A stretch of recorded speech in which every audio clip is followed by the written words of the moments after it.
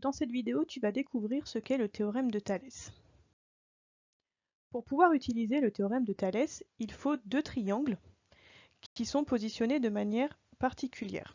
Donc comme sur la figure ici, où donc ces deux triangles ont un sommet en commun, et ils sont placés de telle manière que les points A, M et B sont alignés, les points A, N et C sont eux aussi alignés, et les droites MN et BC sont parallèles. Dans ce cas-là, le triangle rouge ici sur la figure est une réduction du triangle vert qui est ici. On dit aussi que le triangle vert est un agrandissement du triangle rouge. Les longueurs des côtés donc, du triangle rouge et celles du triangle vert sont donc proportionnelles. Le tableau suivant, qui regroupe donc toutes ces longueurs, est un tableau de proportionnalité. Pour le vérifier donc, on va utiliser une petite animation qui va vous montrer tout ça.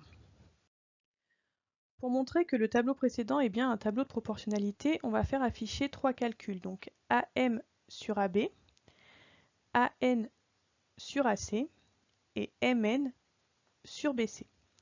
Quand on va faire bouger donc les points M et N de façon à ce que MN soit toujours parallèle à BC, vous voyez donc que ces trois calculs donnent toujours le même résultat. Donc on peut faire bouger M et N sur les segments AB et AC, on peut aussi les faire bouger donc sur la demi-droite AB et sur la demi-droite AC. Mais n'importe quelle position qu'ils occupent sur ces demi-droites, les trois rapports sont toujours les mêmes. On peut le faire avec un autre triangle, et en faisant varier encore les points M et N de place, vous voyez donc que ces rapports sont toujours égaux. On a donc bien cette égalité-là, que l'on retrouve donc facilement sur le dessin en mettant des couleurs pour chacun des triangles. Donc si on prend la longueur AM qui correspond à ce côté du triangle rouge, on va la diviser par la longueur AB du triangle vert, donc celles qui sont sur cette droite ici. On va prendre ensuite une deuxième longueur qui correspond au deuxième côté du triangle rouge, donc AN, que l'on divise ici par AC, qui correspond à la longueur du grand côté vert. Et on va diviser MN, que l'on retrouve ici, par BC, qui est là.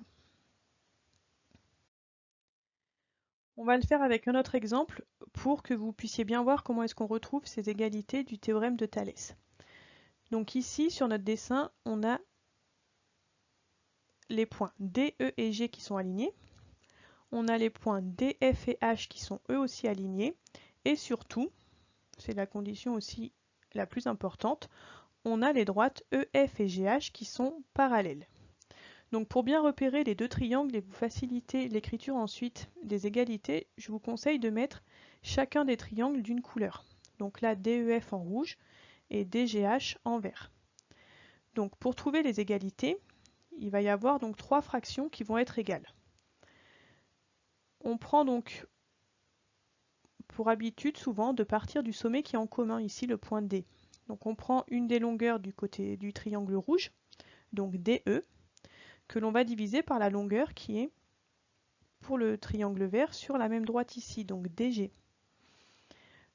On continue donc toujours au numérateur, on doit avoir donc des longueurs du triangle rouge. Donc on va partir du sommet toujours en commun et on va avoir donc la longueur DF qui va être divisée par la longueur DH qui est en verte. Et le troisième côté qui nous manque pour le triangle rouge, c'est EF, donc on prend sa longueur et on la divise par la longueur donc du côté qui va lui être parallèle, donc GH. Voilà, vous savez reconnaître des triangles qui sont dans une configuration du théorème de Thalès et retrouver donc les égalités correspondantes.